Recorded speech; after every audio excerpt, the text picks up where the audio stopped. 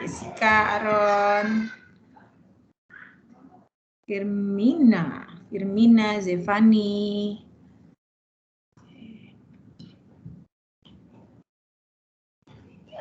Yang lainnya boleh open kamera? Riza, Trimides.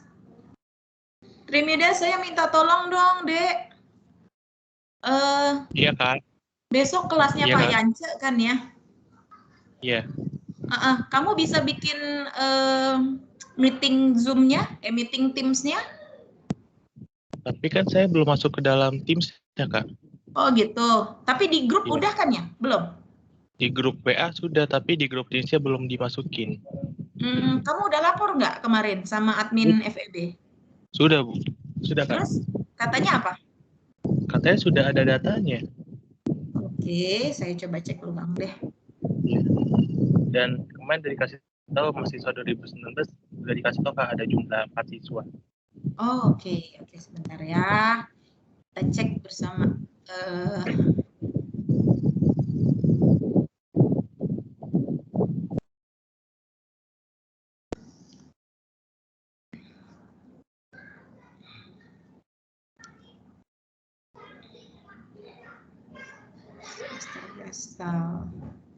Kelas K ya? Iya Kak, kelas K. Oke, kelas K belum sih, belum masuk di sini nih. Oke, nggak apa-apa, nanti saya coba konfirmasi deh ke Pak Leon berarti.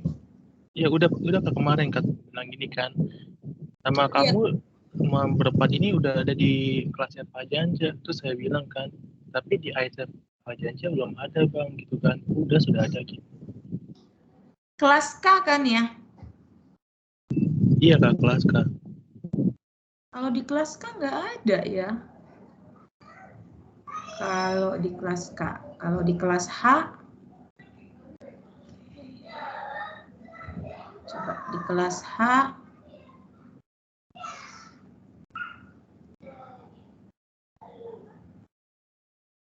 di kelas H juga tidak ada. Oke. Ada siapa aja sih, Trimides? Kamu, terus siapa lagi? Ada saya, ada Rizbe, ada Yulian C, ada Lestari. Oh, nggak ada, nggak apa-apa deh. Ini saya tanya ke kakak ya kali ya? Ya, boleh. Biar ada buktinya Kak ya. Oke, nanti saya konfirmasi lagi ke Pak Leon. Oke, selamat malam semuanya. Apa kabar? Sehat ya? Sehat semua? Ada yang sakit?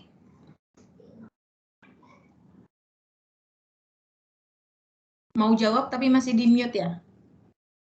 Tidak, Bu. Oke, puji Tuhan sehat semua. Oke, seperti yang tadi saya sampaikan, saya mohon maaf agak terlambat tadi. Dan hari ini kita akan memulai pertemuan kedua untuk mata kuliah Sistem Informasi Akuntansi. Ya, satu yang kemarin saya sudah share tentang peraturan yang ada di kelas kita. Yang pertama harus open kamera. Lalu saya lupa menyampaikan bahwa kita akan memulai dan mengakhiri kelas dengan doa. Ya, jadi semua orang di kelas ini ada yang non Kristen, yang Muslim, Hindu, Buddha, ada? Tidak ada ya? Oke, berarti semuanya akan mendapat bagian untuk memimpin doa, baik pembukaan ataupun penutup. Oke, baik, kita akan memulai kelas hari ini. Kita akan berdoa, mari kita berdoa. Tuhan Yesus yang baik, terima kasih untuk setiap penyertaan pemeliharaan Tuhan yang boleh kami rasakan hingga sampai dengan malam hari ini. Kalau kami ada, bagaimana kami ada, itu semua karena kebaikan Tuhan. Terima kasih Tuhan masih menganugerahkan kami kesehatan, kekuatan, dan juga terima kasih ketika Tuhan memberikan kami kesempatan untuk boleh memperoleh proses belajar mengajar di Universitas Kristen Indonesia. Hari ini kami akan memulai kembali pertemuan kedua untuk mata kuliah Sistem Informasi Akuntansi. Kiranya Tuhan menolong kami untuk kami boleh melakukan pekerjaan kami, melakukan apa yang menjadi peranan kami dengan baik ya Tuhan. Kiranya setiap ilmu yang boleh dibagikan, boleh sungguh-sungguh diterima oleh teman-teman mahasiswa, dan kami semua boleh semakin belajar ya Tuhan untuk boleh menjadi orang-orang yang berguna bagi nusa bangsa dan untuk kemuliaan nama Tuhan. Terima kasih Tuhan, pimpin teman-teman kami yang belum memasuki ruang meeting ini, kiranya Tuhan menolong hingga mereka boleh lekas masuk ke dalam Teams ini. Di dalam nama Yesus kami berdoa. Amin. Amin. Terima kasih teman-teman. Kita akan masuk ke pertemuan kedua. Seperti yang pertemuan pertama sudah. Ya. Bu, saya boleh minta izin 10 menit nggak Bu? Soalnya ibadahnya udah mau hampir selesai Bu. Oke. Silakan Aaron. Silakan. Makasih ya Bu. Ya, baik.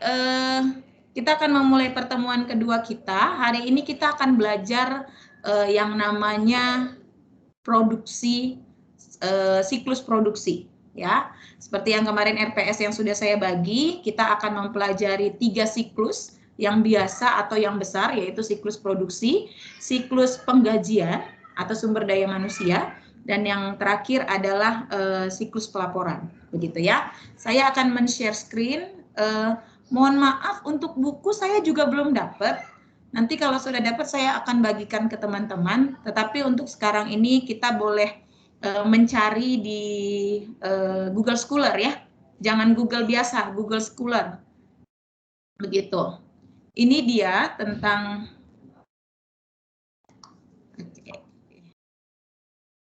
siklus produksi, gitu ya. Suara saya cukup terdengar dengan jelas ya? Jelas, Bu. Oke, baik. Terima kasih. Nah, ketika kita mau belajar tentang sistem, kita harus tahu dulu, apa sih sebenarnya sistem? Ada yang bisa share? Apa itu sistem?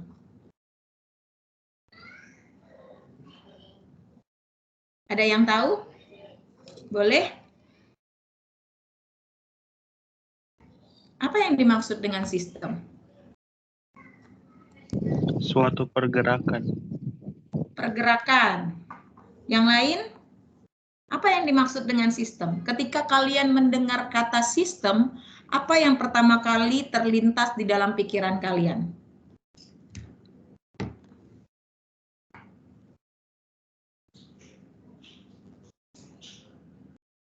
Ada?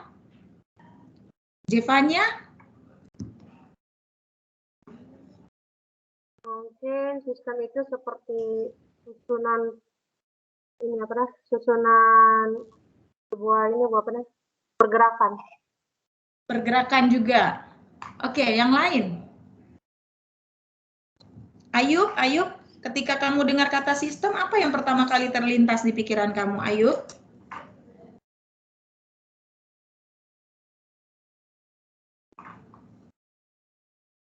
Saya, Bu. Ya, silakan. Komponen-komponen yang saling terhubung, itu enggak sih? Yang saling terhubung. Ya. Oke. Ada lagi yang lain? Sistem. Kita mau belajar tentang sistem. Pertama kali kita harus mengerti sistem itu apa menurut kalian.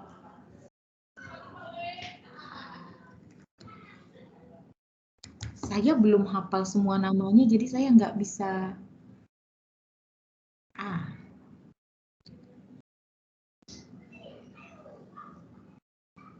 Ini kalau saya begini yang terlihat 2 layar kah?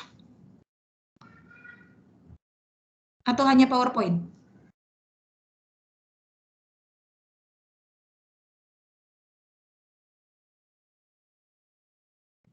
PowerPoint, Kak.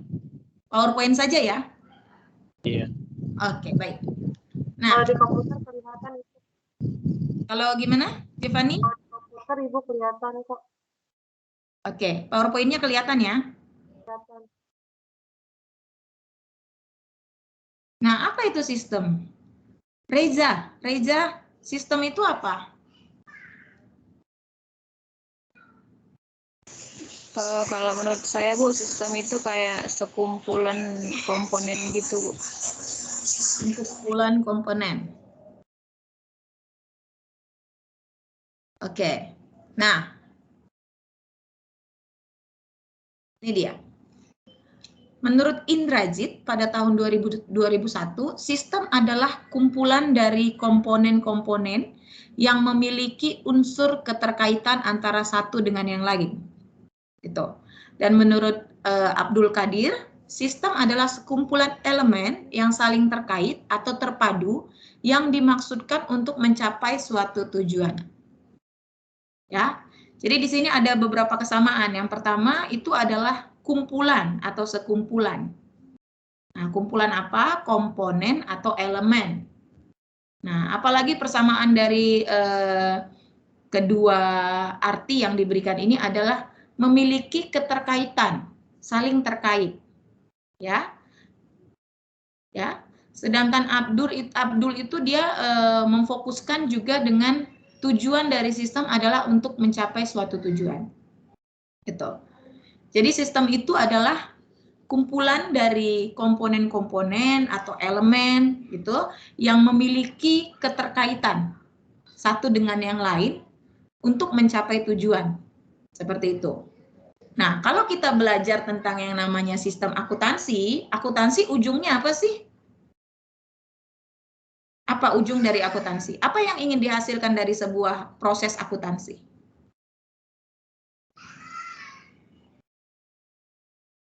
Apa? Laporan keuangannya. Nah, laporan keuangan. Jadi ketika dalam proses akuntansi yang ingin dihasilkan adalah laporan keuangan. Tujuan dari sistem akuntansi adalah menghasilkan laporan keuangan, gitu ya. Nah, laporan keuangan ini diharapkan dapat diandalkan, dia punya nilai-nilai ya, relevan, tepat waktu, gitu, sehingga dapat digunakan oleh para pengguna laporan keuangan, baik itu manajerial, baik itu investor, seperti itu, gitu. Nah, ini dia. Manfaat dari sistem informasi adalah dia mengumpulkan data. Ya, sistem informasi itu mengumpulkan data. Lalu dia melakukan yang namanya proses. Data yang dikumpulkan diproses. Ya. Lalu ada yang namanya manajemen data atau hasil dari proses data tersebut. Nah, fungsinya apa sih sebenarnya kita memproses sebuah data? Yaitu untuk mengendalikan data tersebut. Ya. Dan ketika sudah ada data yang diproses, ada data yang hasil data yang baik, maka dia akan menambah nilai. Ya. Dan sebuah sistem informasi akuntansi merupakan sebuah aktivitas pendukung yang dapat untuk digunakan untuk aktivitas yang lebih efektif dan efisien. Sejauh ini mengerti tentang sistem? Ibu. Ya. Ibu maaf, PPT-nya nggak keganti. Oke. Tidak bergeser. Ganti ya. Bentar ya, saya belum hafal nama kalian, saya fotoin dulu.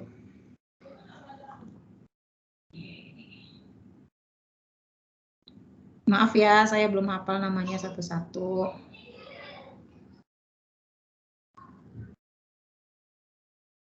Aduh, lama lagi. Bentar ya.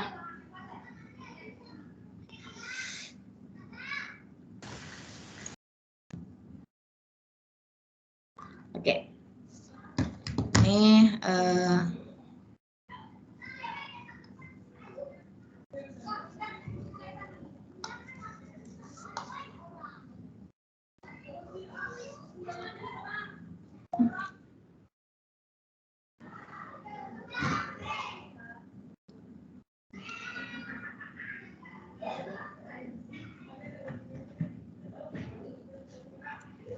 oke. Ini sudah terlihat kah? Sudah bergeser. Oke.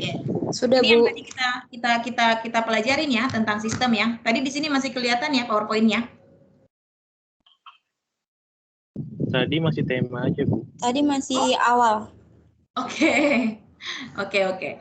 Ini pengertiannya menurut Indrajit dan menurut Abdul Qadir ya. Sistem itu adalah sebuah kumpulan dari komponen atau elemen, dia memiliki keterkaitan atau saling terkait ya, yang digunakan atau dimaksudkan untuk mencapai suatu tujuan gitu.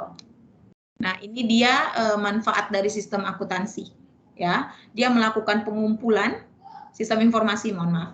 Dia melakukan pengumpulan data, lalu dia memproses data, dia menghasilkan sebuah data yang disebut dengan manajemen data.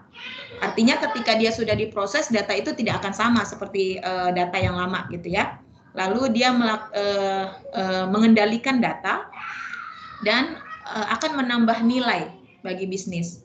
Sebuah sistem informasi akuntansi merupakan sebuah aktivitas pendukung yang dapat digunakan untuk melaksanakan aktivitas utama secara lebih efisien dan efektif. Nah, diharapkan dengan sistem ini, setiap aktivitas utama yang dilakukan itu akan lebih efektif dan efisien. Oke, sejauh ini ada yang mau ditanya? Saya mau nanya. Iya, silakan. Sebut nama boleh, Dek? Iya. Oke, nama saya Jevani, Bu. Nanya. Iya, silakan Jevani. Kan terkait dengan fungsi ini ya Bu ya, yang Ibu bilang tadi kan manfaatnya terkait pengumpulan, pemrosesan, dan manajemen itu bukannya juga masuk dalam bidang akuntansi yang lain ya Bu, kayak misalnya akuntansi keuangan juga mengumpulkan data, terus memasukkan data juga ada di ini apa namanya akuntansi mungkin juga ada pemasukan data. Apa Bu dengan kita sistem informasi? Mohon maaf Jevani, agak terputus-putus, boleh diulangin sekali lagi? Izin absen ya Bu. Iya.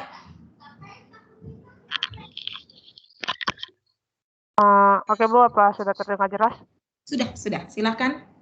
Oke, saya ingin bertanya Bu, kan terkait dengan sistem informasi, dengan manfaatnya kan seperti pengumpulan data, pemrosesan, manajemen data. Ini kan sama Bu seperti bidang akuntansi yang lain, selain sistem informasi, seperti akuntansi manajemen juga ada manajemen data, terus pengumpulan data juga di akuntansi keuangan. Yang membedakan sistem informasi dengan itu apa Bu? Kasih. Oke. Nah, yang membedakan apa? Sebenarnya sama ya, karena tujuan sistem itu tadi kan kumpulan komponen-komponen atau elemen-elemen yang saling terkait satu dengan yang lain untuk mencapai tujuan ya, sama gitu. Tetapi apa yang membedakan sistem informasi akuntansi dengan sistem akuntansi keuangan seperti itu ya, Devani ya. Nah, sistem informasi akuntansi ini mendukung yang namanya akuntansi keuangan yang ada dalam sebuah entitas atau perusahaan, gitu.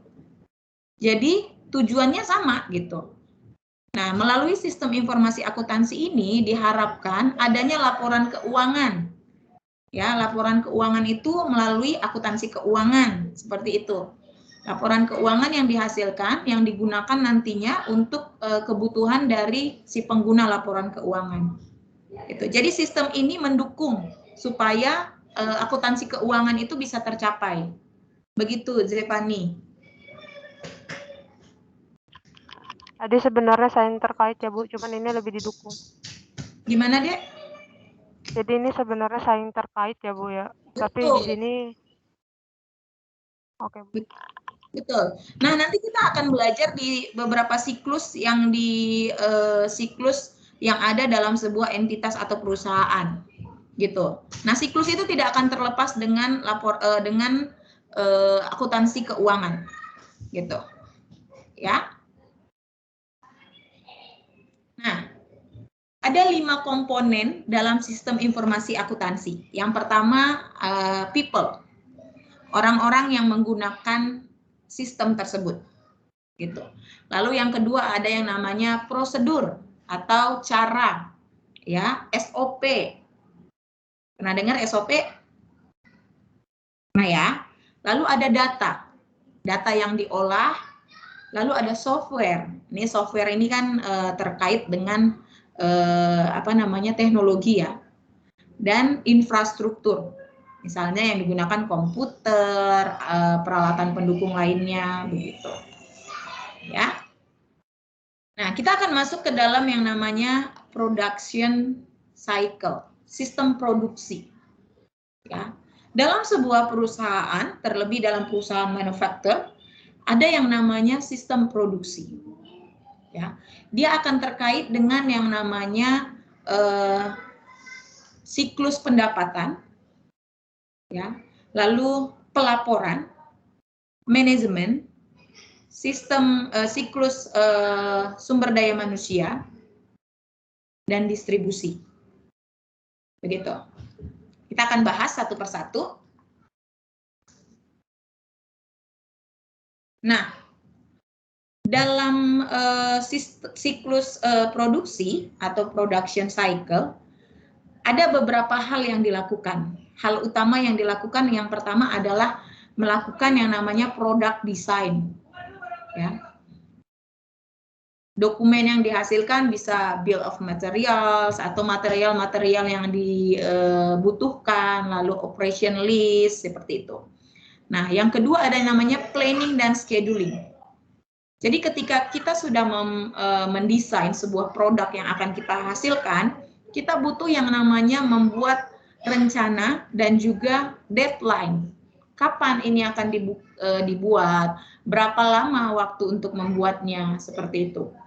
Lalu kita melakukan yang namanya production atau produksi. Nah, setelah produksi ini terjadi, baru kita menghitung yang namanya akuntansi biaya, cost accounting. Begitu. Ada satu pertanyaan. Kenapa cost accounting dilakukan terakhir? Ada yang bisa jawab?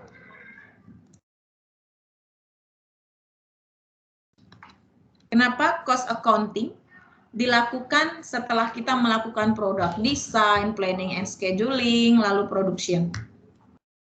Kenapa kira-kira?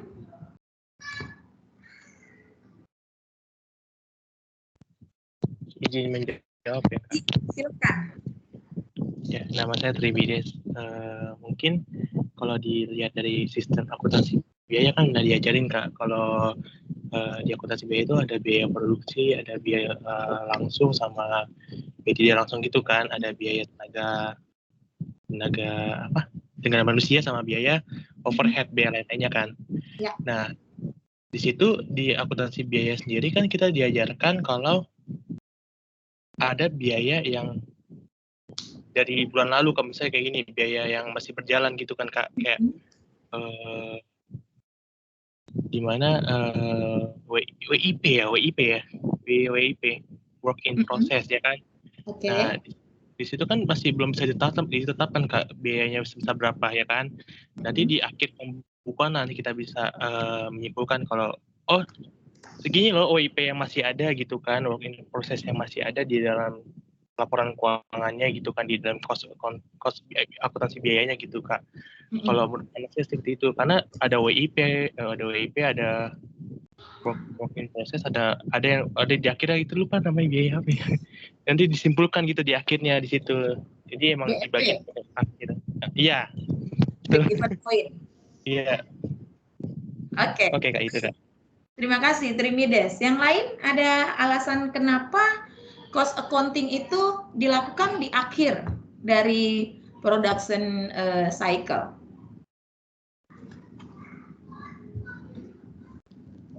Lidiana?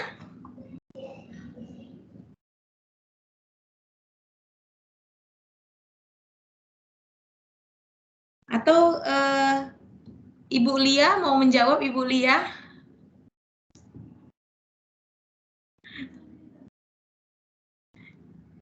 Ibu Lia ini teman baik saya nih. Kak Indah. Ya, Bu. Sudah berpengalaman di dunia kerja, kenapa ya kira-kira cost accounting dilakukan di akhir? Enggak bidangnya itu, Bu, jadi belum bisa jawab. Baik. Oke, yang lain ada Lidiana Simanjunta?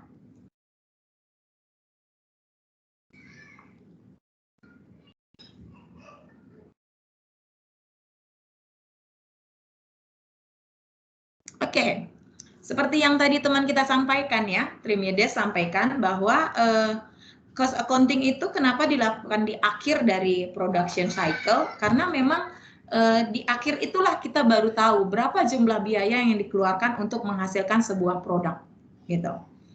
Memang benar, ketika kita mendesain sebuah produk, kita sudah menganggarkan, ya, kita sudah mengestimasi berapa atau bahannya dari mana, berapa jumlah biaya yang harus kita keluarkan untuk memproduksi ini, gitu.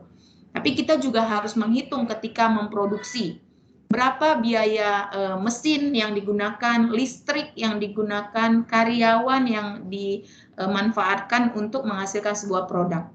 Sehingga ketika semua biaya itu sudah kita dapatkan, baru kita bisa menghitung yang namanya break even point, gitu. Nah, baru kita bisa menghitung berapa harga yang patut diberikan kepada sebuah produk dengan pengeluaran yang kita sudah keluarkan untuk menghasilkan sebuah produk. Begitu. Kira-kira sampai sini bisa dimengerti? Bisa, Bu. Bisa, Bu. Bisa ya. Oke. Kalau ada pertanyaan langsung disela juga nggak apa-apa ya. Kita sambil diskusi. Oke. Nah, selain itu dalam siklus produksi kita akan berhubungan yang namanya dengan beberapa departemen. Ya, departemen pembelian. Fungsinya apa sih departemen pembelian ini? Dia bertugas untuk menyediakan kebutuhan bahan baku yang akan digunakan oleh departemen produksi dalam proses produksi. Jadi si departemen pembelian ini dia akan menerima order dari departemen produksi.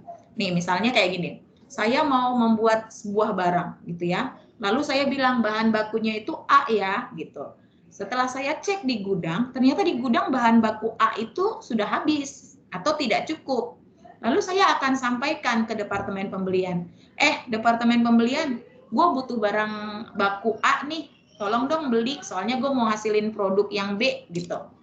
Jadi departemen pembelian ini bertugas untuk membeli atau menyediakan bahan baku yang dibutuhkan departemen produksi untuk melakukan proses produksi, seperti itu. Nah, selain itu proses siklus produksi juga akan berhubungan dengan yang namanya departemen penjualan. Nah, departemen penjualan ini bertugas untuk menjual hasil dari produksi yang dihasilkan oleh departemen produksi. Nah, apa jadinya kalau seandainya departemen produksi tidak berhubungan dengan departemen penjualan? Apa yang terjadi?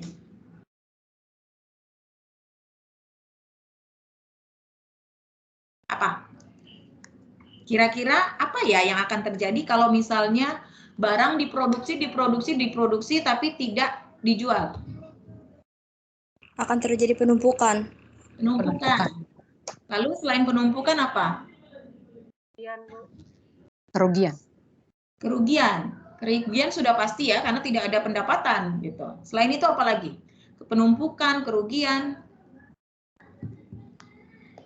Bisa jadi barang yang diproduksi itu rusak. Ya. Jadi tidak layak lagi gitu. Nah, oleh sebab itu bagian departemen produksi perlu melakukan yang namanya hubungan dengan departemen penjualan. Itu produksi juga akan berhubungan dengan yang namanya SDM atau pegawai gudang. Pegawai gudang ini akan mencatat dan mengotorisasi arus masuk dan keluar barang untuk keperluan produksi. Dan yang paling dibutuhkan adalah sistem terkomputerisasi. Ya, ini untuk mempermudah berbagai aktivitas siklus produksi. Nah, kenapa sih sebenarnya dibutuhkan sebuah sistem di dalam siklus produksi?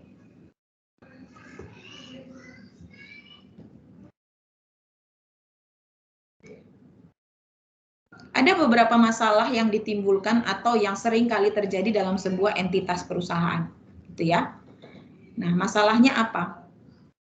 Seperti contohnya adalah master data yang tidak akurat. Ya. Jadi, misalnya seperti ini. Di gudang bahan baku A itu jumlahnya 1000. Ya. Tetapi ternyata di master data jumlah bahan baku itu 1.200.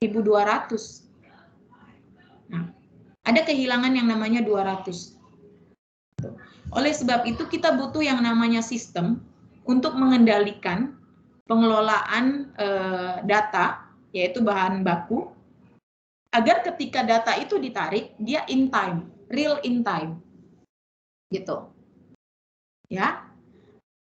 Nah, perlu juga yang dilakukan adalah pengendalian integritas pengelolaan data, lalu melakukan pembatasan akses ke master data, ya, mereview perubahan pada master data. Gitu. Nah, ada ancaman yang namanya pengungkapan informasi penting dan rahasia secara tidak sah. Ya, misalnya begini, saya mau membuat produk A dengan bahan baku grade-nya B, gitu ya, grade-nya B. Nah, mungkin salah satu karyawan saya mengungkapkan informasi atau yang menjadi kerahasiaan dari perusahaan itu, gitu. Nah, perlu yang namanya dilakukan pengendalian akses. Jadi tidak semua orang bisa mengakses ke sebuah sistem di dalam sebuah departemen. Ya. Lalu adanya kehilangan atau kerusakan data. Begitu. Ini perlu dilakukan proses backup dan pemulihan atas bencana atau atas kejadian tersebut, gitu. Nah, kenapa tadi itu dibutuhkan? Karena kita mau segala sesuatu data yang kita dapatkan adalah real in time. Ya, saat itu ditarik, saat itu adalah data yang benar-benar seperti itu. Nah, dalam proses produk desain, kita menciptakan sebuah produk yang memenuhi kebutuhan pelanggan atau pasar. Ya. Lalu rancangan produk harus tepat. Bahan baku yang digunakan, lalu meminimalisasi komplain customer. Nah, kenapa rancangan produk atau produk desain ini harus tepat? Itu tadi, karena bahan baku yang digunakan agar lebih efisien, lalu untuk memperkecil atau meminimalisasi komplain customer. Bayangkan, seandainya bayangkan gini, kita mau bikin, kita mau order sebuah meja ya kepada tukang meja, apa sih namanya, tukang kayu lah, tukang meja gitu ya. Nah, kita bilang, saya mau meja ya Pak, gitu. Lalu kita kasih desain ya, lalu mereka bikin desain untuk meja tersebut. Misalnya kalau kaki-kaki meja itu kan ada 4 ya. Nah, ternyata yang dibikin kakinya 3. Artinya meja tersebut pasti tidak akan bisa digunakan, seperti itu. Nah, kita sebagai customer kan pasti komplain, seperti itu ya. Pasti komplain karena ini tidak sesuai dengan apa yang kita harapkan, begitu. Nah, produk yang didesain ini juga harus tepat di dalam bahan baku yang digunakan. Gitu. Apakah bahan baku yang kita gunakan harus grade A, grade B, atau bagaimana, begitu. Nah, biasanya dalam produk desain ini ada dokumen yang namanya dokumen Bill of Materials atau bahan baku dari sebuah produk dan operation list. Jadi dalam tim produk desain ini, mereka akan mengeluarkan dokumen bahan baku apa yang digunakan dalam sebuah produk. Ya. Lalu bagaimana sih cara memproduksi produk tersebut? Apa yang harus dilakukan? Pertama, bagaimana tahapannya? Lalu tahapan selanjutnya bagaimana? Seperti itu. Berapa waktu yang dibutuhkan untuk memproduksi barang tersebut? Begitu. Ya. Nah, ada yang namanya planning dan scheduling. Perencanaan dan penjadwalan. Kita mengenal ada 2 jenis perencanaan produk. Yang pertama, manufacturing resource planning, ya. Artinya perusahaan memproduksi terlebih dahulu barang atau produk lalu memasarkan. Lalu yang kedua ada yang namanya lean manufacturing atau sistem order lalu perusahaan melakukan produksi. Pernah belanja di Shopee atau Tokopedia atau Lazada? Lazada saya nggak tahu ya. Lazada saya nggak pernah pakai. Aku lapor. Pernah, Bu. Pernah ya. Saya paling sering pakai Shopee karena Shopee itu harganya murah, ya nggak? Setuju nggak? Enggak, Kak. Enggak ya? Kadang enggak. Oh gitu, oke. Sejauh saat ini saya masih memegang kepercayaan bahwa Shopee paling murah. Tetapi pernah lihat nggak di Shopee itu sering dibuat ketika kita mau memesan sesuatu pre-order. Pernah? Iya, Bu. Pernah. Pernah ya? Nah, pre-order itu di dalam sistem Shopee itu masuk ke dalam lean manufacturing. Ya, artinya kita baru memproses orderan ketika sudah ada yang order. Gitu. Misalnya apa? Contohnya misalnya kayak buket, kita mau pesen buket bunga atau kue ulang tahun ya. Kue ulang tahun itu pasti pre-order. Atau ya bentuknya makanan mungkin ya yang paling banyak untuk pre-order ya. Makanan kita mau bikin acara terus kita pesan dulu baru mereka bikin makanannya seperti itu. Tapi ada juga yang namanya manufacturing resource planning. Jadi perusahaan ini akan memproduksi gitu. Dia produksi 1000. Nah, perusahaan ini pasti akan memikirkan nanti saya akan pasarkan. Nah, biasanya kalau yang manufacturing resource planning ini adalah benda-benda atau bahan-bahan atau produk-produk yang kita gunakan selalu, daily mungkin. Usually gitu ya, sering kita gunakan. Misalnya masker. Sekarang masker sudah menjadi kebutuhan buat kita. Ya kan? Jadi nggak ada tuh kalau kalian mau pesan masker tuh pre-order 7 hari pesanan masker. Nggak kayak gitu. Tapi kalau masker kalian order hari ini, mungkin nanti sore udah nyampe, gitu. Ya kan? Masker, lalu apa ya? Apalagi yang sering. Kebutuhan rumah tangga, yang sudah pasti ada stoknya. Gitu. Ya, dan tentu pasti ada kelebihan dan kekurangan ketika kita melakukan dua produk ini. Ketika kita mau membandingkan dua produk ini, ada kelebihan dan kekurangan. Yang satu pasti dia butuh yang namanya gudang, gitu, ya. Dia butuh gudang. Yang satu dia nggak butuh karena dia akan produksi ketika sudah ada orderan. Kalau tidak ada orderan dia tidak akan produksi, begitu. Nah, dokumen yang dibutuhkan di sini ada production order, material requisition atau permintaan bahan baku, dan move tickets. Nah, unik nih, move tickets itu apa sih? Move ticket adalah dokumen yang dikeluarkan saat pemindahan bahan baku. Ya, jadi dari departemen produksi, departemen pembelian, ya. Departemen pembelian nih, udah nih, departemen produksi, gue udah beliin nih bahan baku yang lo minta, dia bilang gitu.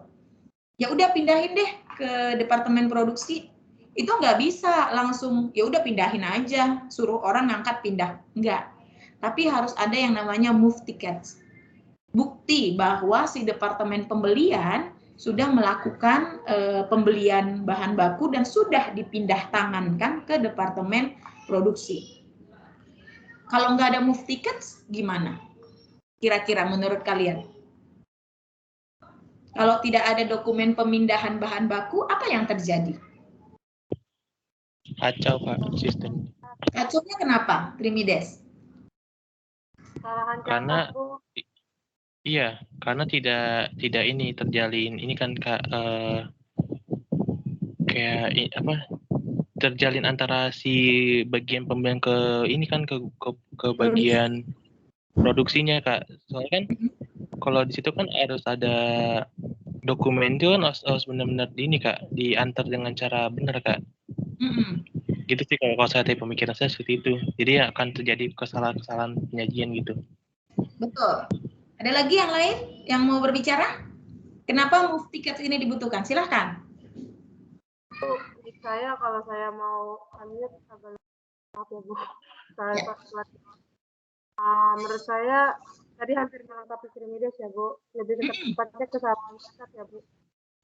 Kayak misalnya kalau nggak ada pemindahan berarti kalau nggak ada move ticket nanti takutnya apa sepersediaan yang ada agak dicatat dan di bagian sendirinya bakal ada kesalahan penyajian gitu. Oke, baik. Oke, ada lagi?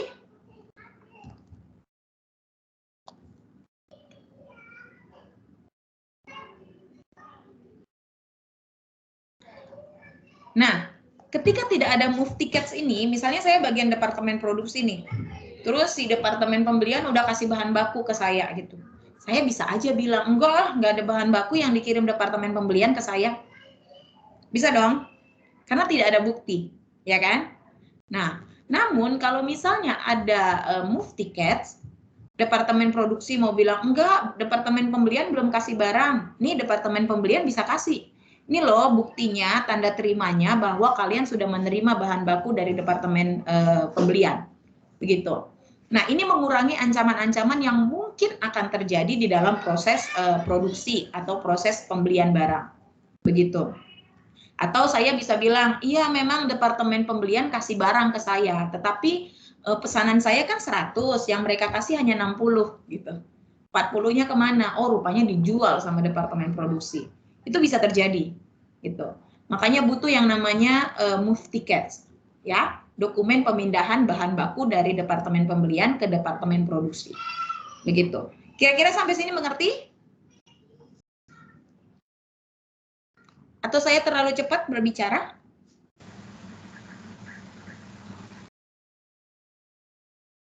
Terlalu cepat kah? Bisa dimengerti? Pas ya? Oke, lanjutkan. Nah, ada beberapa ancaman yang muncul ketika kita dalam proses planning dan scheduling. Ya, apa ancaman yang muncul? Yang pertama, rancangan produk yang buruk menghasilkan biaya yang berlebih. Ya. Lalu produksi yang berlebihan atau terlalu sedikit, itu menjadi ancaman. Nah, seperti tadi yang tadi saya bahas, kalau desain produknya itu tidak tepat, maka akan ada yang namanya penggunaan bahan baku yang tidak efektif dan efisien. Itu yang pertama. Ya. Terus yang kedua akan ada komplain customer. Ya, karena produknya itu rancangannya nggak tepat. Seperti itu. Pernah nggak sih kalian membeli sesuatu yang sebenarnya nggak fungsi? Pernah nggak? Ada? Pernah. Coba cerita. Apa produk yang kalian beli, mungkin secara online atau offline terserah deh. Tapi ternyata nggak fungsi, nggak sesuai fungsinya gitu. Headset. Headset yang harganya cuman berapa ya gitu ya? 5.000. 5.000. Apalagi barang yang kalian remote TV ya? Iya, remote itu Bu, remote lampu yang mati nyala-nyala itu Bu. Oh oke, remote lampu. Apalagi barang yang kalian beli nggak sesuai dengan fungsinya? Buku Bu. Buku? Kenapa buku? Pernah beli Bu, tapi nggak ada fungsinya juga dipakai. Oh, berarti kamunya yang males baca gitu? Bukan Bu, cuma sekali dong dipakai, habis itu kagak dipakai lagi. Oke, kalau itu kan berarti kan kesalahannya itu ada di customer kan? Ini kalian beli barang. Buku Bu juga, tadi kata Mides, ada beli buku tapi halamannya udah lepas-lepas, terus udah nggak ada lagi ini. Oke, berarti bukunya cacat gitu ya? Gitu ya, berarti. Saya pernah beli apa? Kalian tahu ini .by tahu .by? .by tahu ya? Tahu Bu. .by itu kan dia punya pembersih .by ya, yang agak panjang. Ya kan? Iya, Bu. Nah, saya pernah beli sebuah pembersih .by yang agak panjang, tapi ternyata kurang panjang. Ngerti nggak? Jadi ketika saya mau bersihkan .by anak saya, itu tangkinya nggak panjang, kurang panjang gitu. Itu kan .by itu lubangnya kecil banget ya. Kecil lah, bukan banget, kecil. Jadi ketika kita mau bersihin itu, akhirnya saya harus masukkan tangan saya gitu. Dan hasilnya tidak maksimal. Itu namanya kegagalan produk. Ya. Ternyata produk yang saya beli itu kemungkinan besar adalah produk gagal. Yang didesain gagal. Begitu. Ya. Ibu, saya boleh nanya nggak Bu? Iya, silakan.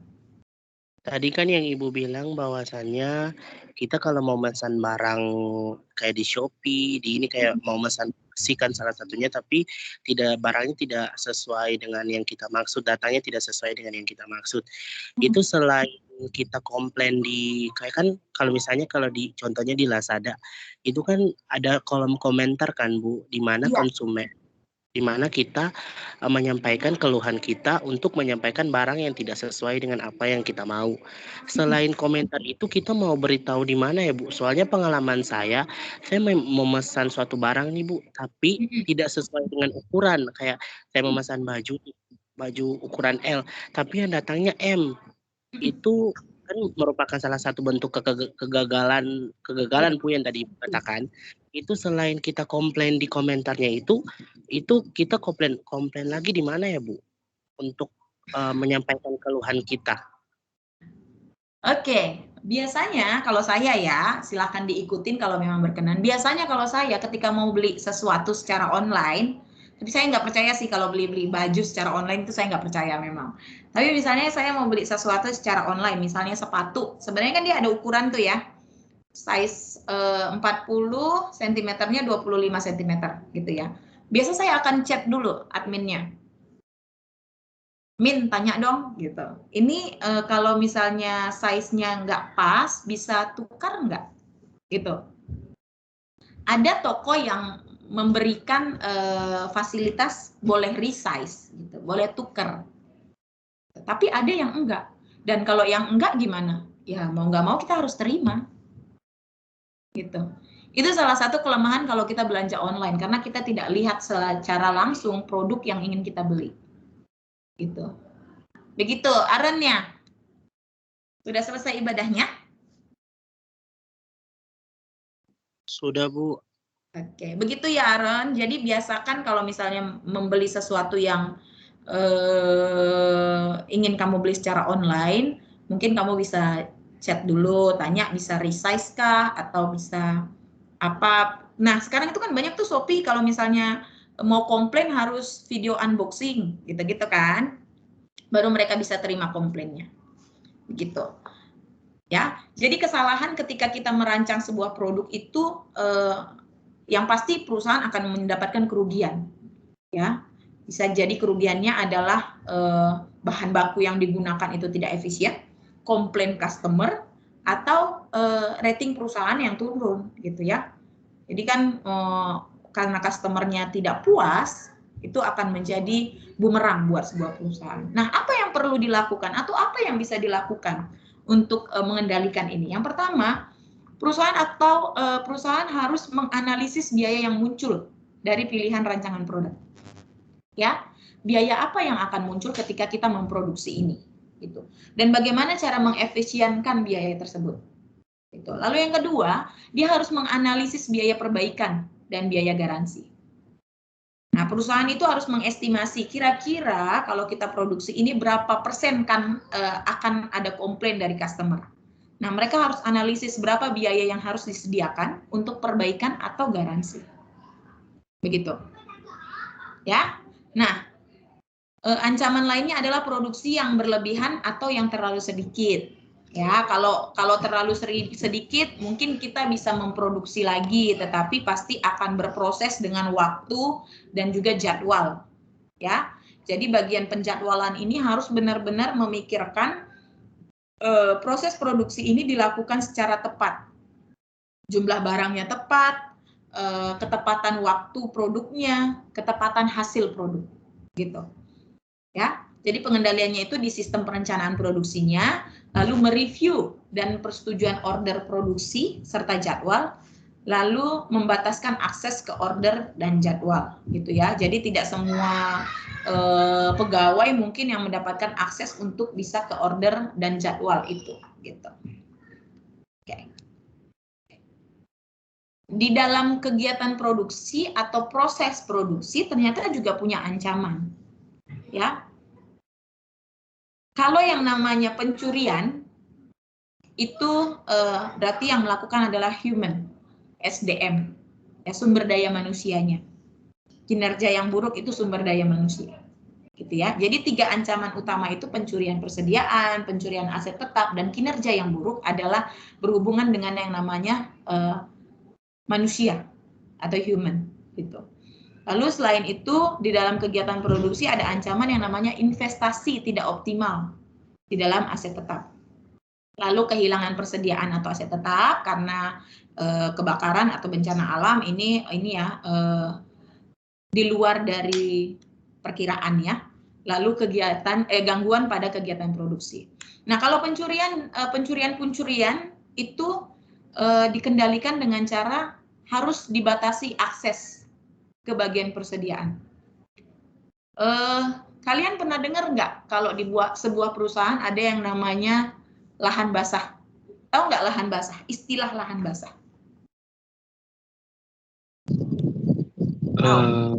Pernah sih Kak dengar. Apa itu? Trimides, kira-kira? Lahan yang dikhususkan untuk disimpan tempat inventory kayak tempat persediaan gitu. Jadi di sana itu tidak boleh ada sembarang orang masuk. Ya. Lahan basah itu mungkin nanti kalau misalnya sudah bekerja sudah mulai mendengar tuh ya bagian-bagian lahan basah itu.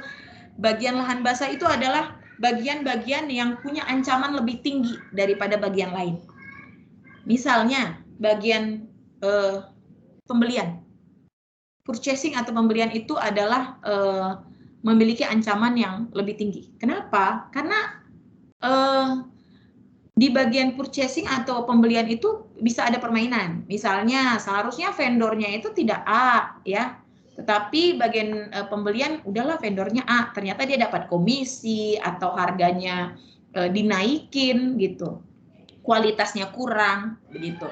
Jadi kalau yang namanya yang berhubungan dengan manusia ya, itu harus dilakukan pengendaliannya itu pembatasan ya.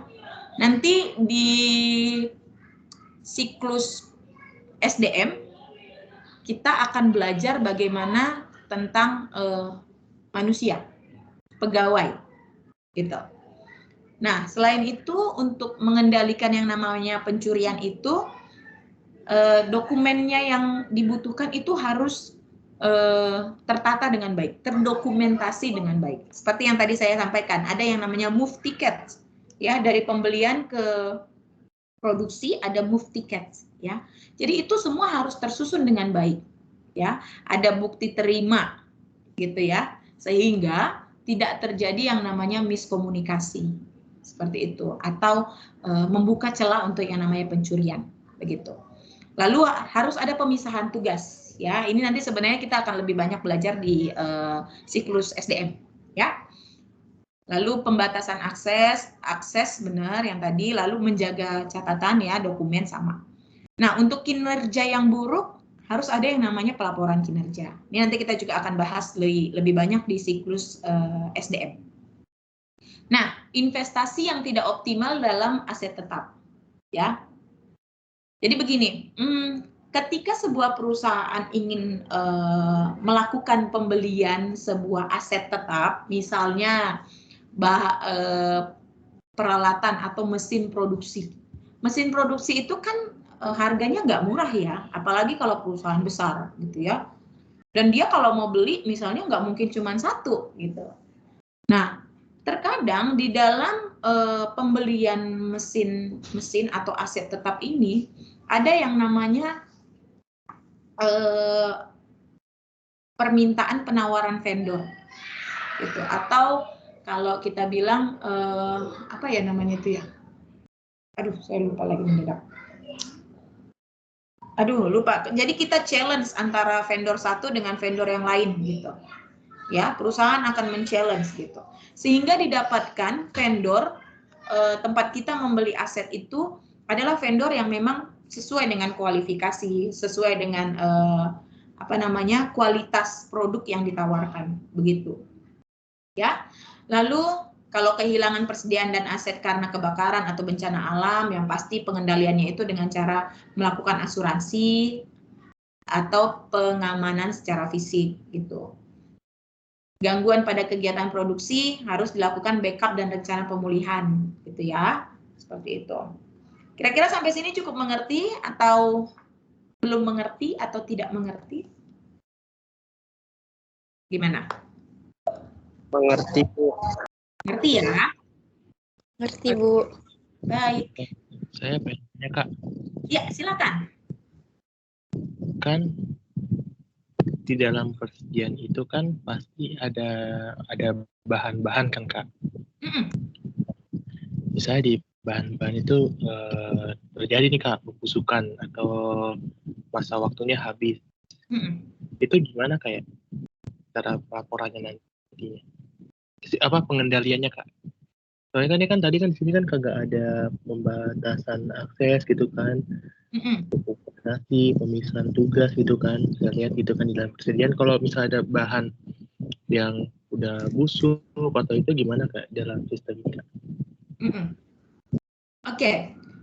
Biasanya di bagian perencanaan itu juga direncanakan. Kalau misalnya barang produknya itu busuk, artinya tidak layak jual ya. Ya, mungkin kita akan cari pengepul yang bisa menerima dengan harga yang sangat-sangat murah, atau ya kita harus relakan. Gitu.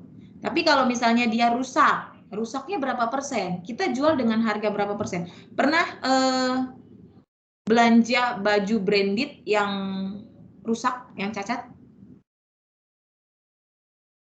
Pernah? Enggak. Yang cewek-cewek biasanya tuh. Cuci gudang. Yang cuci gudang, cuci gudang juga bisa.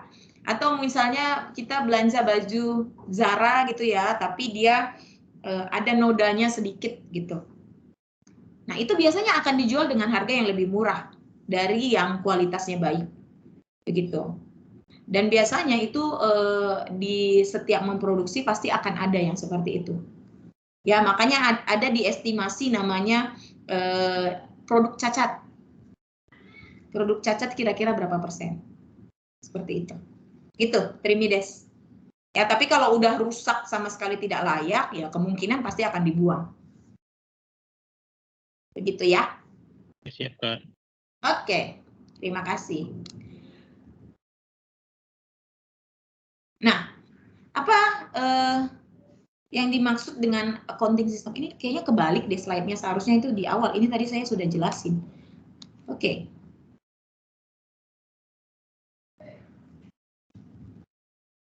Oh, oke. Ini bukan accounting system. Maaf, saya salah menulis.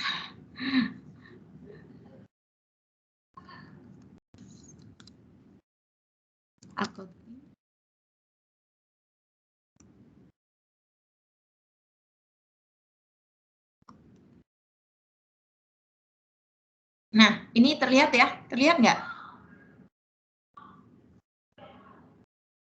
Terlihat? Terlihat, Kak. Terlihat ya, accounting cost. Ya. Nah, bagian akhir dari siklus produksi adalah menentukan biaya. Accounting cost. Ya. Nah, accounting cost itu menyediakan informasi untuk perencanaan, pengendalian, dan pengevaluasian kinerja dari kegiatan produksi. Ya, lalu dia menyediakan data biaya yang akurat tentang produk-produk yang digunakan dalam keputusan penetapan harga. Ini yang paling penting. Jadi dia menyediakan data biaya yang akurat tentang produk-produk yang akan digunakan dalam keputusan penetapan harga. Jadi dia di sini menentukan break even point-nya berapa. Gitu. Produk A ini berapa sih sebenarnya harga dari produk A ini yang asli? Lalu akan ditentukan berapa jumlah laba yang ingin dicapai. Ya.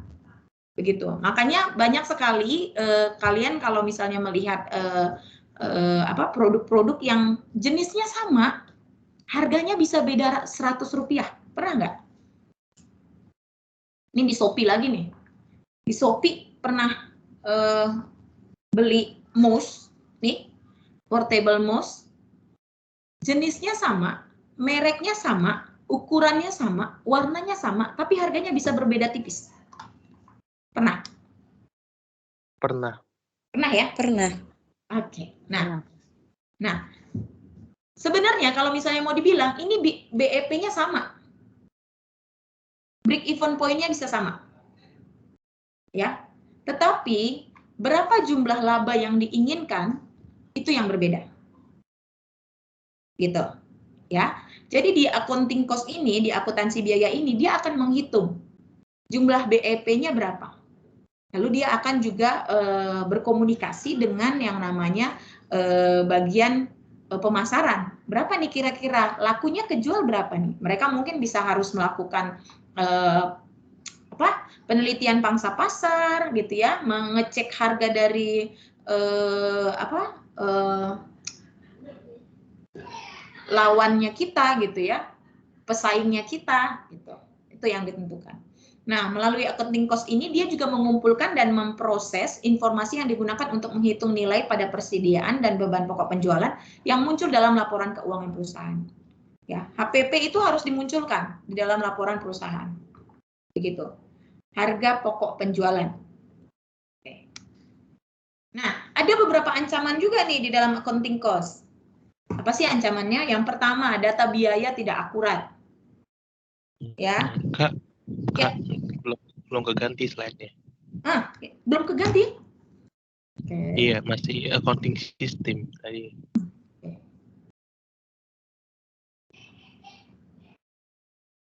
Ini sudah? Sudah. Sudah ya. Oke. Ada beberapa ancaman ketika dalam proses accounting cost atau akuntansi biaya. Yang pertama, data biaya yang tidak akurat. Nah, ketika bagian accounting cost ini tidak mengumpulkan data secara tepat, pasti break even point-nya goyang. Pasti break even point-nya beda. Ya kan? Misalnya gini, untuk menghasilkan sebuah produk ini, Aqua, ya, minuman mineral botol, itu ya. Ketika si bagian accounting cost itu memperhitungkan, oh ternyata break even point-nya ini 1.000, gitu. Tapi dia lupa, ternyata ada yang namanya biaya listrik. Ya, biaya listrik untuk menjalankan mesin dia nggak masukkan ke sini. Kalau ternyata biaya listrik itu dimasukkan, harga break even point-nya ini nggak 1.000 lagi, mungkin 1.100, mungkin 1.050, tergantung dari jumlah produk yang dihasilkan. Ya, sudah belajar tentang fixed cost dan fixed cost dan biaya tetap dan biaya yang berubah-ubah, tergantung dari jumlah produk yang diproduksi. Biaya variabel, Kak. Ya, variabel cost. Terima kasih. Jadi ada ancaman data biaya tidak akurat. Nah, apa yang kita harus lakukan ketika data biaya tidak akurat? Yang pertama, mengotomatisasi sumber data. Jadi, setiap bagian harus memberikan laporan secara detail tentang berapa kos yang dikeluarkan. Bagian pembelian.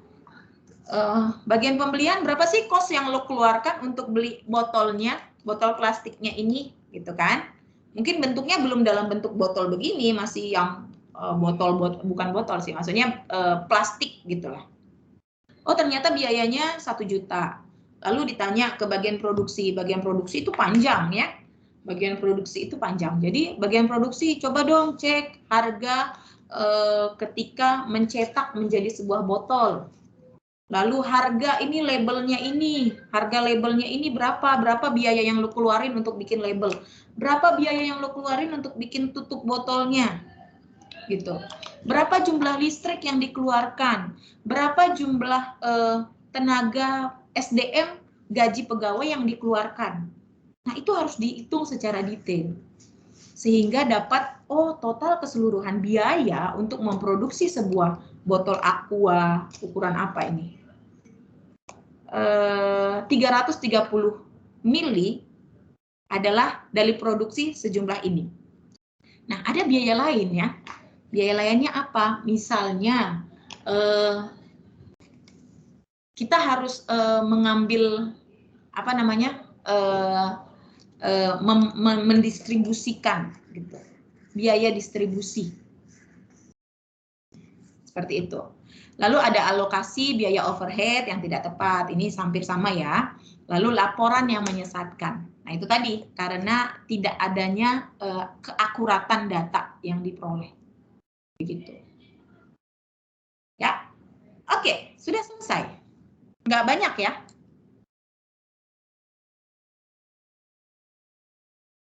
Kira-kira sejauh ini ada pertanyaan kah?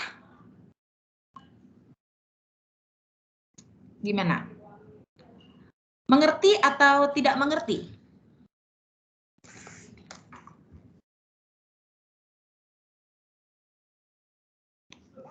Kalau nggak jawab biasa artinya tidak mengerti sih. Mengerti, Bu.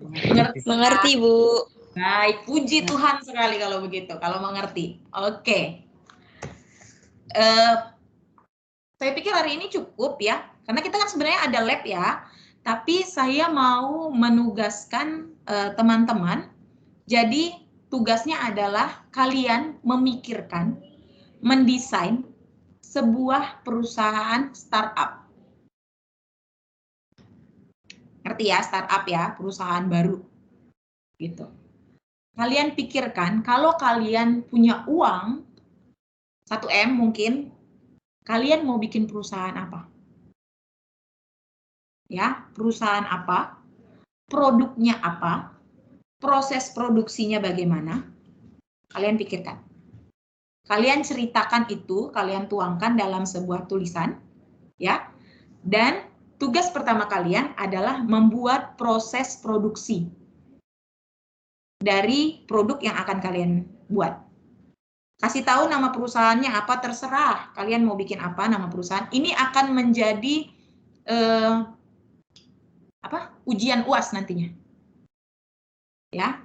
Jadi nanti dari sekarang saya sudah sampaikan UAS kita tidak akan ujian, tetapi saya minta kalian mengumpulkan dari pertemuan pertama sampai pertemuan akhir nanti tugas UAS ini.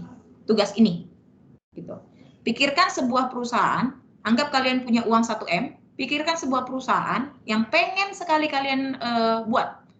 Dia bergerak di bidang apa, produksinya apa, proses produknya bagaimana, lalu kalian akan berhubungan dengan pihak luar apa, kalian pikirkan. Ya, sampai kalian menghitung berapa jumlah HPP atau break even point yang akan kalian keluarkan untuk sebuah produk dari perusahaan kalian. Nah, nominalnya terserah. Jadi kalian estimasi saja. Saya kasih kalian dana 1M secara imajinasi. Ya. Jadi silahkan dipikirkan. Jadi setiap minggu kita akan melihat kelanjutan dari proses-proses ini. Ya. Jadi seperti itu. Jadi lab kita nanti akan seperti itu. Jadi kita akan membangun sebuah sistem dari sebuah perusahaan startup yang kalian inginkan. Gitu. Kira-kira sejauh ini untuk tugasnya ada pertanyaan? Boleh langsung jawab nggak, Bu? Silahkan. Sebenarnya saya sama teman saya pernah sempat ini Bu, apa namanya, kepikiran ya Bu ya, kalau misalnya kita punya dana sekian gitu kan, mau bikin suatu PT yang hebat gitu loh Bu. Oke, good. Terus? Lanjut Mides. Oh, sama Mides nih. Apa nama Iya, Bu. perusahaannya? Jadi kan saya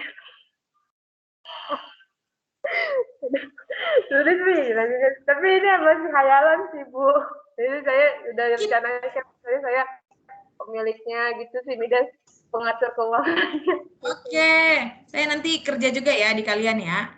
Ayo lanjut, terus gimana? Apa yang kalian pikirkan? Gak apa-apa, di-share aja. Siapa tahu ini menjadi sebuah masukan atau mungkin ide yang baru buat teman-teman yang lain. Silakan dilanjutkan. Terus gimana, Jevani, Mides, ceritain dong.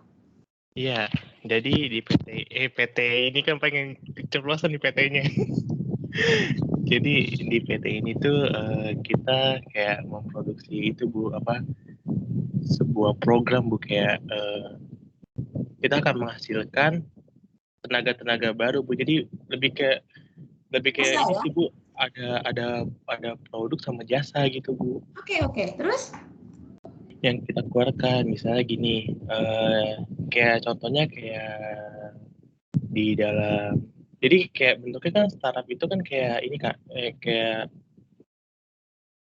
bentuknya kayak Gojek gitu kan. Jadi ada jasanya Bu, ada jasa yang kita keluarkan, terus ada produk yang nanti kalau produknya nanti kita tambahan nih dari Gojek, PT Gojek ya langsung gitu kan, bisa kayak gitu. Nama PT-nya ada Bu, kan PT lucu Bu, sesat Bu nama PT-nya.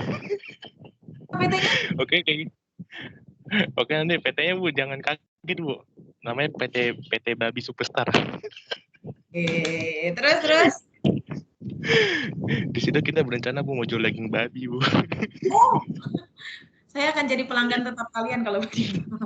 Iya kita mau jual Terus. daging babi Bu. Ya kan saya tidak menyebutkan tapi kayak kita dimintakan itu saya mau itu mau collab Bu PT itu. Jadi di situ nanti di dalam situ nanti kita akan ada jasa pengiriman juga Bu. Gitu. Jadi kami memproduksi babi dan kami mengirimkan babinya gitu ke dalam alamatnya. Jadi gitu Bu. Jadi ada jasa yang kami keluarkan, ada biaya babi saya. Kalau biaya itu kan babi itu kan ada bisa nih orang mau pesen buat ini kan pesta lombok-lombok gitu kan atau nggak itu kan atau pesta babi gitu kan satu terus itu di situ ada pilihan ada mau dimasak atau gimana gitu kan di situ juga di dalam itu kan prosesnya banyak Bu ada bagian pemotongan kan ada bagian yang perawatan babi kan ada yang bagian kandang gitu kan pasti banyak Bu yang dibutuhkan tenaganya kan dan ada butuh juga tenaga pengiriman barang gitu kan itu Bu sudah kami rencanakan pas itu nah itu sekilas Jadi aja sih Bu rencana kan dari ibu kami kan Bu jago masak gitu kan. Nah juga pikiran belum lagi kan kita orang Batak gitu kan makan babi. iya kayak bikin catering juga Bu situ Bu jadi kita Ya, kami kayak babi kami jadi semuanya gitu tapi khusus babi gitu loh bukan kayak khusus di babi Indonesia. aja Bu Tapi lumayan nantang juga sih bukan mayoritas muslim tapi kita berusaha babi. ya nama PT Babi Superstar Bu bersifat apa PT Babi Superstar TBK Bu tapi bersifat tertutup bukan TBK. Oke. Menarik sekali nih jualan babi. Tapi saya dulu pernah punya saudara ya di Medan. Dia itu menguasai semua lini perbabian. Jadi gini, kalau saya kan suku Karo ya. Suku Karo itu terkenal dengan yang namanya babi panggang Karo. Pernah makan? Di Cililitan juga banyak ya. Babi panggang Karo, jadi ini saudara saya buka babi panggang Karo ya. Itu kan banyak pembelinya, peminatnya banyak gitu. Nah, dia buka lagi lini produksinya itu, dia suruh adik kandungnya untuk melihara babi. Jadi, adiknya melihara babi, didistribusikan ke abangnya yang buka toko babi. Gitu. Sudah, terus dia suruh lagi adiknya yang satu lagi untuk bikin toko jual babi kering. Ya, sekarang kan banyak tuh ya, keripik babi, kerupuk babi, apalah yang berbau dengan babi-babian gitu. Nah, kalian bayangkan sebuah keluarga dia sangat konsen di dunia perbabian dari mulai produsen babi, pengolahan babi, sampai hasil babi yang lainnya. Gitu. Amazing ya, saya sampai wow ngeri banget ini, keren banget sebenarnya ini. Jadi tidak ada orang yang bisa mendistribusikan babi ke si kakak yang punya BPK ini, kecuali adiknya. Gimana ini sebenarnya menolong sekali sebuah keluarga, ya enggak? Nah, jadi kalau seandainya one day suatu hari nanti kalian punya perusahaan, kalian juga harus memikirkan, oh bahan bakunya gue bisa proses juga nih sebenarnya, gitu. Sehingga perusahaan gue yang ini tuh ngambil bahan baku dari sini, gitu. Seperti itu. Yang lain ada yang sudah kepikiran untuk bikin perusahaan startup? Tapi Kak, kalau startup itu bisa jual investasinya nggak sih Kak? Soalnya kita berpikir kita nanti jual investasi babi Kak. Ya, bisa aja. Nggak ada yang nggak mungkin kan? Nggak ada yang nggak mungkin. Oke. Ada lagi yang lain yang mau cerita sebelum kita absen? Oke Kak, terkait tugasnya berarti kita mulai dari sekarang kayak membuat itu proses produksinya dan minggu depannya mungkin proses SDM gitu kayak atau gimana? Iya betul. Nanti Jadi kita akan terus lanjutan. Oke, berarti di sini misalnya hari ini kita menurut rancangan produksi, besok rencananya ke SDM gitu kan. Tapi sama nama PT-nya kita ini yang iya, kita itu sama. kan. Nanti hasilnya dikumpul di akhir kan kayak. Betul, di UAS. Oke Kak.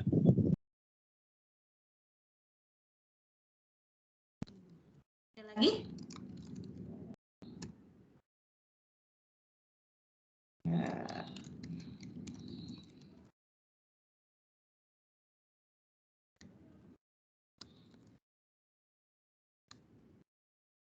Kalau nggak ada, saya mau melakukan presensi.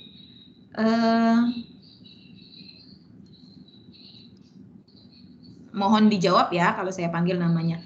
Firmina? Firmina ada ya? Hadir. Oke, Firmina hadir. Lalu Jessica hadir? Hadir, Ibu. Oke, Ayub. Ayub tadi hadir? Ayub? Hadir, Bu, hadir. Oke. Hadir, Bu. Jevani Hadir, hadir. Bu. Lidiana?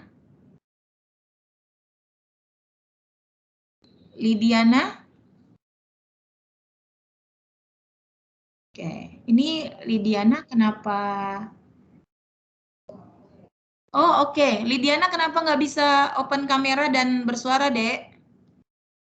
Di chat lagi nih. Kenapa? Mikrofonnya nggak bisa dibuka. Oke, baik. Trimides hadir ya. Risbe. Ibu, untuk saudari kan teman kita Rizbe sama Leli, Bu, itu mereka kampus Merdeka, Bu, KMMI, Oke, studi independen, jadi mereka konversi. Baik. Oke. Aron hadir ya. Oke. Ada beberapa nama yang belum muncul di absen. Mohon dihubungin ke bagian admin ya. Oke. Aron hadir, Bu. Ya, siap. Untuk labnya gas. Saya bikin hadir dulu.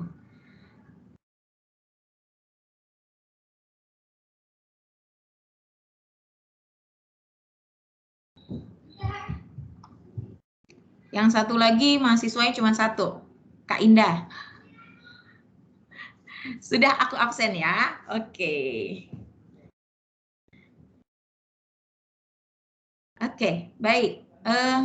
Saya akan kirim PPT yang tadi. Nanti kalau misalnya ada pertanyaan, boleh dikumpulkan pertanyaannya.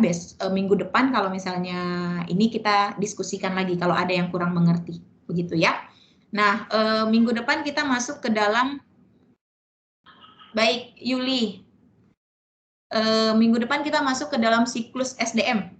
Ya, mohon dibaca-baca, walaupun belum punya buku, saya lagi nyari banget nih bukunya, tapi nanti kalau misalnya ada mungkin jurnal, saya akan share. Jadi kita bisa baca dari jurnal saja dulu. Begitu ya. Nah,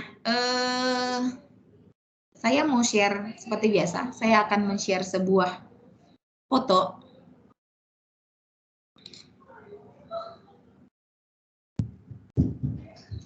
Oke.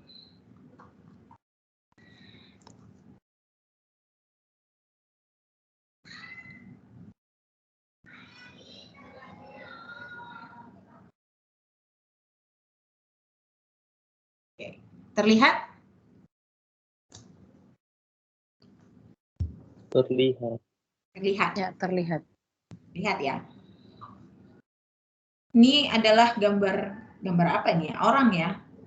The only person that can save you is you. Ya. Jadi seperti dari awal-awal saya sampaikan, perkuliahan daring itu tidak akan semaksimal kalau offline. Jadi pasti akan begitu banyak hal-hal yang mengganggu. Misalnya kayak sinyal yang kurang baik, materi yang kurang baik, atau mungkin gangguan-gangguan aktivitas lain gitu ya. Ya, jadi yang dibutuhkan di sini adalah kalian memanage diri kalian untuk mengerti tentang mata kuliah ini. Yang bisa menolong kalian itu hanya kalian, bukan saya. Saya hanya membantu kalian untuk mengerti dan memahami mata kuliah ini. Tetapi ilmu yang bisa kalian dapatkan lebih banyak adalah dari diri kalian sendiri. Dengan membaca, dengan berdiskusi dengan teman. Tadi saya senang kita banyak diskusi. Saya harap minggu depan yang lain yang belum berbicara, kita diskusi sama-sama. Nggak apa-apa, hal-hal kecil juga kita mari sama-sama diskusi. Karena mengenai sistem ini sangat erat dan lekat dengan kita. Gitu. Ya. Jadi ini ada orang yang siluet terpotong begitu, dan yang cuman bisa menolong dia itu ya dirinya sendiri. Gitu. Oke? Oke.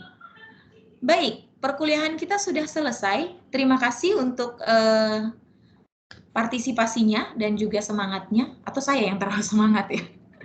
Terima kasih untuk semuanya. Kita akan menutup dengan doa. Tadi yang paling banyak diskusi Trimides dan Giovanni. Oke, hari ini kita minta Trimides untuk tutup dalam doa. Silakan, Trimides.